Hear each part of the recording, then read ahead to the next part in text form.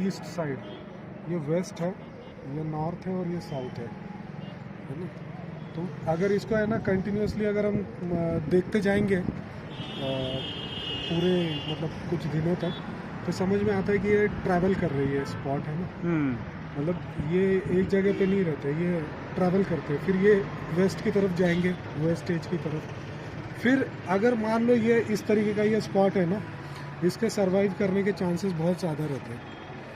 तो ये वापस घूम के आपको भी वापस दिख सकता है। मतलब लगभग एक 26 दिन का रोटेशन जो होता है सन का अपने एक्सिस के ऊपर, तो ये वापस भी दिख सकते हैं। कुछ लोनली स्पॉट जो होते हैं ना, वो मतलब डिसअपियर हो जाते हैं, है ना। तो ये जैसे ये एक लोनली स्पॉट है, ये बहुत इक्वेटर से दूर भी है, तो ये हो सकता है कि भाई सरवाइव ना करे, लेकिन ये बड़े वाले के चांसेस है सरवाइव कर इसका जाए। रीज़न क्या होता है स्पॉट्स आने के? इसका रीज़न देखो मज़ेदार है रीज़न। इसका रीज़न ये है ना कि जब मतलब सन जो है ना, अर्थ जैसे है कि सॉलिड ऑब्जेक्ट है ना।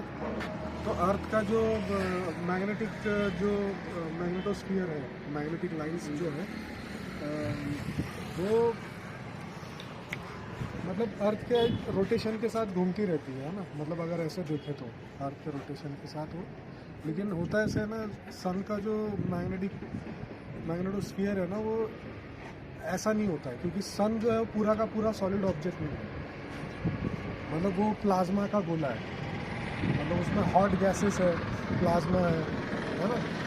तो होता है ऐसे कि सन जब रोटेट करता है तब उसका रोटेशन जो होता है वो पोलर रीजन पे अलग टाइम होता है, अलग टाइम इन द सेंस अलग टाइम में रोटेट करता है, और इक्वेटर रीजन पे अलग टाइम पे रोटेट करता है। पोलर रीजन जो है रिलेटिवली जल्दी रोटेट कर जाते हैं कंपैरेटिवली इक्वेटर रीजन के, है ना। तो होता ये है कि जो मैग्नेटिक लाइंस होती है ना, ये आपस में ट्विस्ट होने लग जाती है एक दूसरे में, और कई बार ये इतनी ट्विस्ट हो जाती है कि कोई एक रीजन जो होता है ना, उसको मतलब क्या बोल सकते हैं, वो ट्विस्ट ऐसा हो जाता है कि किसी एक रीजन को वो आइसोलेट कर देता है सन के, और वो जो हीट ट्रांसफ़र होती है उसके सरफेस के ऊपर जो होनी चाहिए टेम्परेचर की, वो हीट ट्रांसफ़र जो होना चाहिए, तो हीट ट्रांसफ़र रुक जाता है, तो टेम्परेचर ड्रॉप हो जाता है। तो वो लगभग 2000 डिग्री, एक डेढ़ से 2000 डिग्री सेंटीग्रेड उस रीजन का तापमान जो है वो कम होता है सन के बाकी का जो सरफेस है उससे। तो सन का जो सरफेस टेम्परेचर है वो है 6000 डिग्री, इनका होता है लगभग 4 से 4500 डिग्री। तो ये कंपैरेटिवली लो टेम्परेचर एरियाज बन जाते हैं। अब इसमें एक्चुअली सनस्पॉट फॉर्मेशन का जो रीज़न है वो मैग्नेटिक लाइन से ज़्यादा वो होता है, लेकिन ये और भी इसके जो फिज़िक्स है ना, वो बहुत थोड़ा कॉम्प्लिकेटेड फिज़िक्स है इसमें, है ना। लेकिन मेनली रीज़न यही होता है कि मैग्नेटिक लाइंस जो है वो इसको सनस्पॉट्स को बनाती है।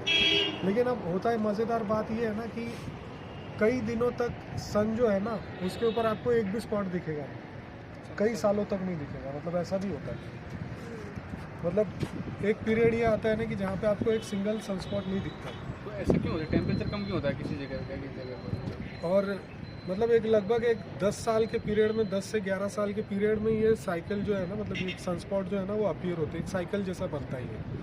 तो ये हर 11 साल का एक साइकिल होता है ये इनका। अब मतलब जैसे अब 2000 सन 2000 में हम लोगों ने इसको देखा था कि भाई बहुत ज़्यादा सनस्पॉट दिख रहे हैं ना, सन बहुत एक्टिव हो जाता है। उसके बाद 2011-12 में देखा था। अब ये 23-24 में वापस से दिख रहा है, 22-23-24 में ये दिख रहा है वापस से, है ना। बीच में पीरियड ऐसा था कि एक भी सनस्पॉट नहीं दिख रहा। तो ये भी एक इंटरेस्टिंग फैक्ट है ना। तो इसके कई सारे मतलब एक्सप्लेनेशन हो सकते हैं, मतलब ये फिनोमिना की। ये वो पीरियड में ऐसे क्या हो रहा है? हाँ, तो वही साइकिल ऐसा बन रहा है ना। तो एक तो ये मैग्नेटिक लाइंस का एक वो है, मतलब एक्सप्लेनेशन है। लेकिन कई बार एक लोनली स्पॉट भी अपीयर हो जाता है, तो उसके मतलब कई सारे रीजंस हैं। मैं बस ये जो मैग्नेटिक लाइन से जो जुड़ा हुआ है ना वही बता रहा हूँ। ये भी मज़ेदार तरीके से उनको खोज हुई थी। वो स्पेक्ट्रोमीटर से सोचा कि नहीं, स्पेक्ट्रोमीटर बना है तो स्पेक्ट्रोमीटर से देखते हुए स्पेक्ट्रोमीटर से फोटोग्राफ भी खींचने लग गए।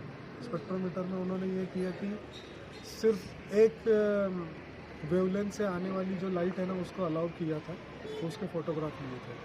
तो उन्होंने हाइड्रोजन अल्फा जो लाइन्स होती है, जब उसमें सन का एक फ़ोटोग्राफ खींचा था तब उसमें दिखा कि भाई ये सन के ऊपर एक वर्टेक्स होता है ना, उस जैसे दिखते हैं। तब तक किसी को पता भी नहीं था कि ये वर्टेक्स का रिलेशन किससे जोड़ा गया। तो फिर माइकल फैराडे ने उस समय पे एक्सप्लेनेशन दिया था कि भाई मैग्नेटिक लाइंस होती है ना। तो फिर एक साइंटिस्ट था, उसका नाम भूल रहा हूँ मैं, तो उसने उसका कनेक्शन मैग्नेटिक लाइंस से जोड़ा था और उसने कई फ़ोटोग्राफ लिए थे, बहुत शानदार फोटोग्राफ लिए थे।